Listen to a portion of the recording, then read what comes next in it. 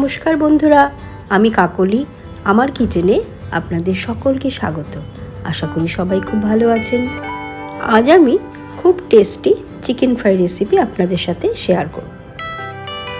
খুব সামান্য উপকরণে চিকেন ফ্রাই বানানো যাবে, কিন্তু এর টেস্টটা খুব ভালো। বিশেষ করে বাচ্চারা কিন্তু খুব ভালো খাবে। চিকেন ফ্রাই বানানোর জন্য 8 পিস মিডিয়াম সাইজের চিকেন নিয়েছি। চিকেনগুলোকে এইভাবে একটু প্রেস করে নিলাম, যাতে ম্যারিনেশনটা খুব ভালো হয়।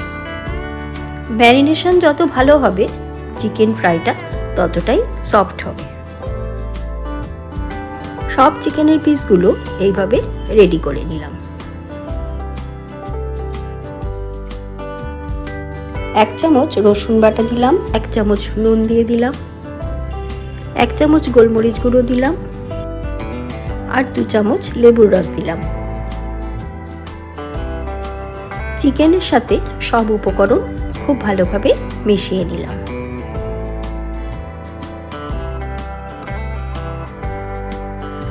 অন্য একটা বাটিতে চিকেনের পিসগুলো নিয়ে চাপা দিয়ে ম্যারিনেশনের জন্য 2 থেকে 3 ঘন্টা রেখে দিলাম। এবার একটা ব্যাটার বানাবার জন্য একটা পাত্রে 2 চামচ ময়দা নিয়ে নিলাম, 1/2 চামচ গোলমরিচ গুঁড়ো দিলাম, কুচিয়ে রাখা ধনেপাতা দিলাম, আর একটা ডিম দিয়ে দিলাম। সব উপকরণ খুব ভালোভাবে মিশিয়ে একটা পাতলা ব্যাটার করে নেব। এটা খেয়াল রাখতে হবে যেন ব্যাটারটা খুব ঘন না হয়, তাহলে কিন্তু চিকেন ফ্রাইড টেস্টটা অনেকটাই কমে যাবে। ব্যাটারটা ঠিক এই রকম হবে। চিকেনের পিসগুলো এইভাবে ব্যাটারে চুবিয়ে প্লেটের মধ্যে সাজিয়ে নেব। আপনারা দেখেই বুঝতে পারছেন চিকেনের কোটিংটা কত হালকা হয়েছে।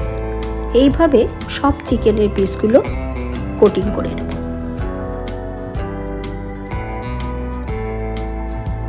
সব পিসগুলো একবার কোটিং হওয়ার পরে আবারও ঠিক একইভাবে কোট করে নেব। যদি আমার রেসিপি আপনাদের ভালো লাগে তাহলে অবশ্যই লাইক শেয়ার করবেন, আমার চ্যানেলটা সাবস্ক্রাইব করবেন, আর যে কোনো রান্নার আপডেট পেতে পাশে থাকা বেল আইকনটি প্রেস করবেন। চিকেন ফ্রাই বানানোর জন্য প্যান গরম বসিয়ে তাতে অল্প একটু অলিভ অয়েল দিয়ে দিলাম। আপনারা কিন্তু সাদা তেলেও করতে পারেন। খুব ভালোভাবে তেলটা ব্রাশ করে নিলাম। এবার একে একে চিকেনের পিসগুলো দিয়ে দেব।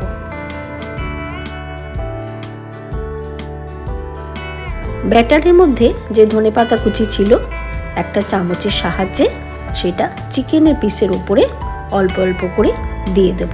তাতে কিন্তু টেস্টটা খুব ভালো হবে। 5 মিনিট চিকেনটা ভাজা হতে দেব। 5 মিনিট পর চিকেনগুলো উল্টো করে দেব।